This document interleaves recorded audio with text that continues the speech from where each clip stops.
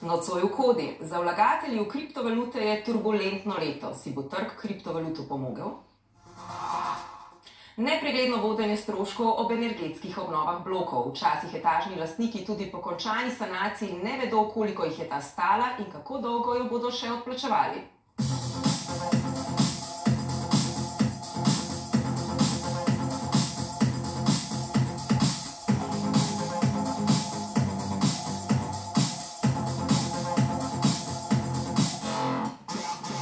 Lepo pozdravljeni. Za vlagatelji v kriptovalute je turbulentno leto. Vrednost vseh je lani močno strmoglavila. Poglejmo samo gibanje cen najpomembnejše kriptovalute Bitcoina. Njegova vrednost je bila na začetku lanskega leta skoraj 31.000 evrov in je še naraščala, novembra lani pa le še dobrih 15.000 evrov. Tako globok padec je poleg nestabilnosti na finančnih trgih povzročil še bankrot kriptomenjalnice FTX. Skupaj s tem podjetjem je izpuhtelo tudi do 2 milijardi evrov sredstev vlagateljev. Če je bilo leto 2021 za kriptoentuziaste leto optimizma in rasti, je lansko leto na trg prineslo hude pretrese. Vrednost Bitcoina je upadla za skoraj 65%. Pretty scary times in the Bitcoin space, but actually not something we haven't seen before. This is an asset that went down 94% back in 2011 and came back from the dead. Če je prvi med kriptokovanci kljub udarcem preživel leto 2022, pa so visoka inflacija in vse višje cene energentov na celotnem tržišču povzročile pravo kriptozimo. Bankroti kriptopodjetij so si kar sledili. Najprej sta propadla tako imenovani stabilni kovanec Terra UST, ki naj bi odražal vrednost dolarja, in njegova sestrska kriptovaluta Luna. Milijardne investicije so čez noč izpuhtele. Sledil je propad hranilnice in izposojevalnice Celsius. Ta je junija za nedoločen čas zamrznila dvige svojim uporabnikom zaradi izrednih tržnih razmer, mesec dni kasneje pa razglasila stečaj.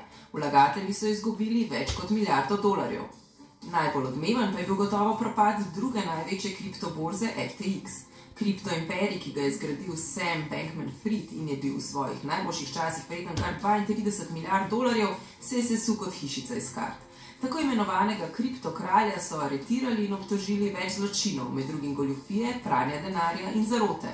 The fall of Terra was people lost their life savings, unfortunately. Ko se pogovarjamo z našimi vlagatelji, marsikdo omeni, da je tudi na njihovo borzo vložil svoje sredstva, da pa jih je še pravočasno mogoče tudi nazaj potegnil. Tako da so zgodbe precej uspešne, si pa znam predstavljati, da je marsikdo tudi sredstva izgubil in da bo imel težavo jih pridobiti nazaj. I didn't knowingly commit fraud. I don't think I committed fraud. I didn't want any of this to happen. I was certainly not nearly as confident as I thought I was. I do not know that there's any improper use of customer funds. He has tried to play a little bit of a victim of his own success, that he, it grew so fast and there weren't a lot of internal controls and we were new at this. But I think what you're seeing is that with the pleas of people who were part of his inner circle, that they knew full well that they were utilizing the money in the ways in which it's alleged. Ena ključnih idej, na katerih so zrasle kriptovalute, je decentralizacija, a minulo leto je pokazalo, da je trg zelo koncentriran. Tudi zato so propadi posameznih podjetij tako pretresli celotni trg. Organizations like FTX, all these centralized exchanges started coming in to facilitate the adoption of Bitcoin, of cryptocurrencies, but then on top of that, started using these users' funds in the back end, which a lot of people really can't see. It's kind of the problem with centralization there, is started using these funds to bet on other cryptocurrencies and bet on the ecosystem to continue going up. Now, as the money started going down, Bitcoin price started going down, these over-leveraged institutions started collapsing. And now it's kind of led to a market-wide panic. Nažalost je marsikajšen ta negativen dogodek pripeljal do tega, da se vlagatelji ne počutijo več varno. Predvsem zato, ker v Evropi na primer nimamo teh preprek. Zakonodaja, kakršna je, mogoče nima biti najboljšega vpogleda v to, kako posamezniki obratujejo z našimi sredstvi, ko jih enkrat zaupamo za neko kriptoborzo. Pa to zdaj ni v bistvu problem prav kriptoborze oziroma kriptotrgov. To je načeloma problem samega upravljanja podjetij. In če zaupamo nekomu, ki ni zaupanja vreden, se posledično lahko zgodi, da so naša sredstva nekje zastavljena, da so vložena v neko drugo podjetje, zdaj vprašanje, kako bo to podjetje performano na trgu. In če se zgodi tako, kot se je zgodilo pri FTX-u, se pravi z Sam Bankman-Friedom, pride do tega, da načeloma mi nismo več tisti, ki smo varni in da so naša sredstva nekje zastavljena in jih ne moramo več nazaj dobiti. Številni vlagatelji so tako lani na boleč način spoznali, da je vlaganje v kriptovalute špekulativen posel, podvržen nepredvidljivim nihanjem in padcem cen, v katerega nikoli ne bi smeli vložiti več, kot so pripravljeni izgubiti.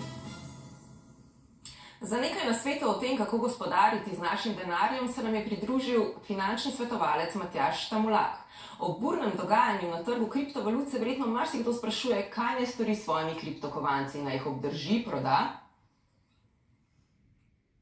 Ja, jaz mislim, da vsi, ki so kriptovalute kupovali pred dobre pol leta ali pa letom dni ali pa letom pa pol, v bistvu imamo zagotovo izgube na teh vloženih kriptožetonih. Drugače je cikl kriptovalut zelo podoben kot katerikoli drug finančni cikl ali pa gospodarski cikl ali pa cikl na borzah. Torej, mi smo v lanskem letu preživeli nek cikl navzdol, zdaj, a smo že dotaknili dno ali je možno, da gremo s kriptovalutami še nižje, je zelo težko v tem trenutku reči, ampak dobri projekti bojo z nami zagotovo ostali. Tržna gibanja navzdol nikoli ne spremenijo dejstva, da so nekatere kriptovalute, recimo Bitcoin Ether, lahko zelo perspektivne, dobre, predvsem za svojo tehnologijo. Tako da tisti, ki trenutno sredstev ne potrebujejo in v tem trenutku zagotovo pri nizkih vrednostih ne bi svetoval prodaje, kvečemo razmišljati mogoče kontra, da kaj od nizkih vrednosti to kupimo. Kaj pričakujete, da se bo z vrednostjo kriptovalut dogajalo letos? Ja, mislim, da bo letošnje leto prav tako, kot je bilo tudi lansko, zelo volatilno, torej nekaj gibanj tako navzgor kot navzdol bomo zagotovo deležni. Moramo pa vedeti, da je, če gledamo primerjavo s preteklimi padci na kriptotrgih, smo v bistvu že kar blizu preteklim ravnem, ko se je nekje oblikovalo dno.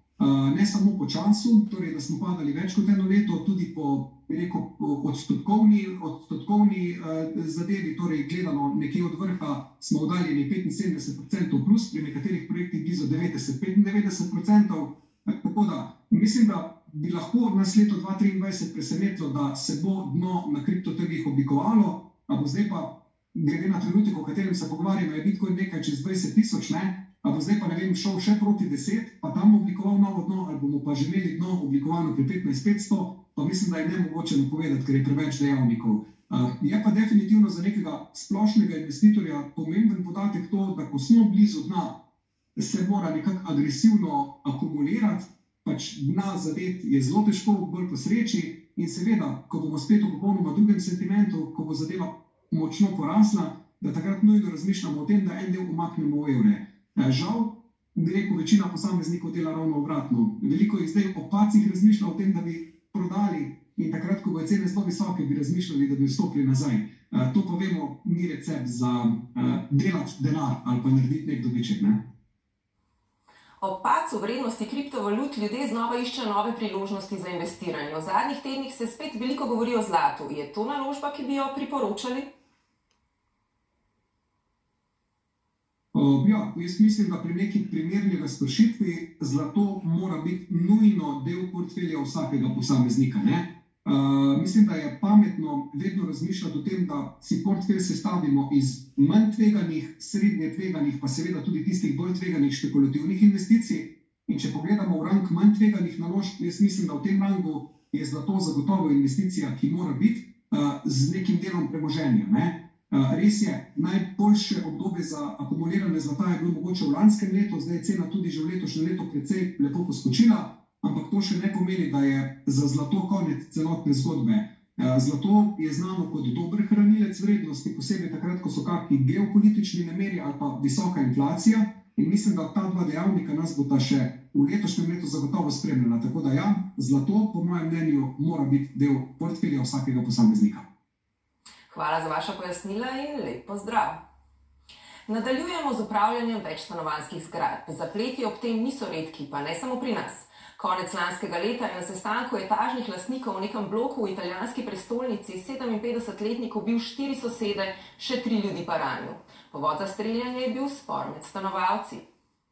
V Sloveniji na srečo do takšnih izgredov ni prišlo nikoli, čeprav spori niso redki. Tako med etažnimi lastniki, ki se na primer ne morejo poenotiti glede načrtovane investicije, kot med lastniki in upravniki, ki s premoženjem lastnikov stanovanj pogosto gospodarijo malo po domače. Etažni lastniki se s stavbo in njenim upravnikom običajno začnejo ukvarjati šele, ko gre kaj narobe, ko se stroški močno povečajo ali pa ko so v načrtu večje naložbe. Največ vprašanj dobimo glede tega, kakšna pooblastila ima upravnik, kakšno soglasje je potrebno za sprejem določenih odločitev. Potem želijo etažni lastniki vedeti, če imajo možnost zahtevati specifikacijo računa, ki ga izda upravnik, vpogled v neke knjigovodske listine, ki jih ima upravnik s tretjimi osebami, na primer z dobavitelji električne energije. Najobčutljivejša tema je seveda denar, nič čudnega, saj je na računih rezervnih skladov na tisoče evrov. V preteklosti pa se je že dogajalo, da so etažni lastniki ostali brez vsega. Spomnimo se samo primera celjskega Atrija. Spomladi 2017 so etažni lastniki več kot 300 blokov na Celjskem prejeli obvestila Elektra Celje, da njihov upravnik Atrij Celje že več mesecev ni poravnal računov za elektriko, čeprav so mu jih redno plačevali. Tudi do rezervnega sklada niso mogli dostopati.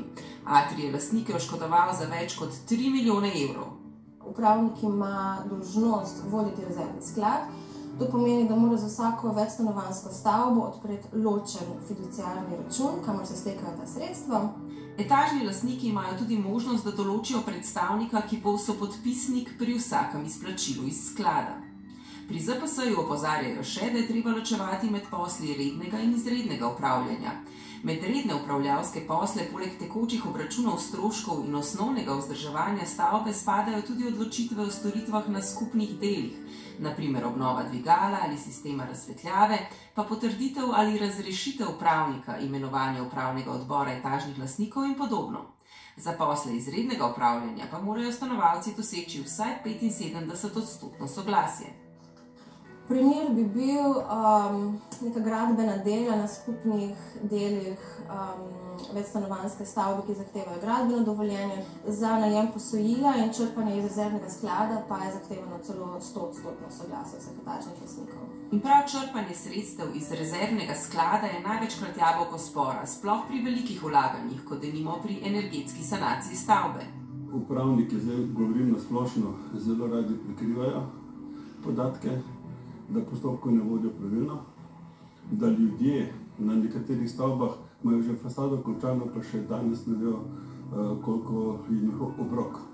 Vedno je nek zaplet pri denarju. Bil sem na neki primopredaji in vprašam upravnico, gospa upravnica, kaj pa tehle 4000, zakaj ste to zaračunali? In ona odgovori, ja, sem se pač zmotila. Nikomu ništa. Ona se je zdaj za 4 ure zmotila, nekoč se bo za 20, ni nadzora. Ker je energetska obnova velik finančni zalogaj, je dobro, da jo že od začetka pozorno spremljajo tudi lastniki, pa ne samo tisti, ki sedijo v nadzornih odborih blokov. Upravniki imajo zelo radi nadzorne odbore, nadzorni odbori pa upravnike.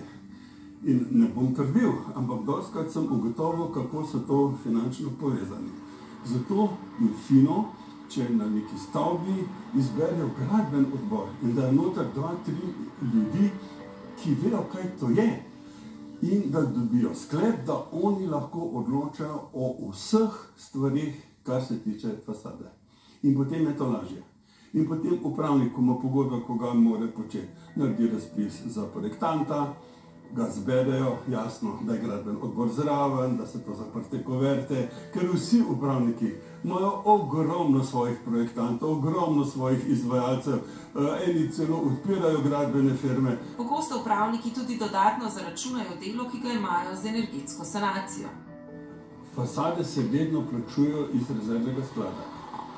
Upravnik nič ne zalaga svojih sredstev. Ima pa v pogodbah v primeru investicije, da dobi 2, 3, 4, 5, eni celo 10, nekateri tudi 20% vsi zaračunavajo. To so pa že takšne številke, da se moramo vprašati, ali je to sploh dopustno, ali je to moralno dopustno. In tle bi mogel stanovanjski zakon nekaj omejiti. Sploh pa, ko se to prijavi na stanovanjsko inšpekcijo, ki dejansko ne odreagira. Tudi neodzivna in neučinkovita inšpekcija je po mnenju našega sogovornika odgovorna za nered na področju upravljanja. Od stanovanjske inšpekcije dostikrat dobimo odgovor, da niso pristojni, magari jim navedeš točen problem, kako je bilo kršeno in po katerem členu mora biti kaznovan upravnik, ampak to se pač ne dogaja. In se bržkone tudi v prihodnje ne bo, saj za zdaj nič ne kaže, da se bo nadzor v kratkem okrepil. Torej nam ne preostane drugega, kot da nad svojim denarjem in upravnikom bdimo sami. Toliko za danes, vidimo se znova prihodnji petek, do takrat pa lep pozdrav. V zimskem pozdravu bo veselo, saj bodo z nami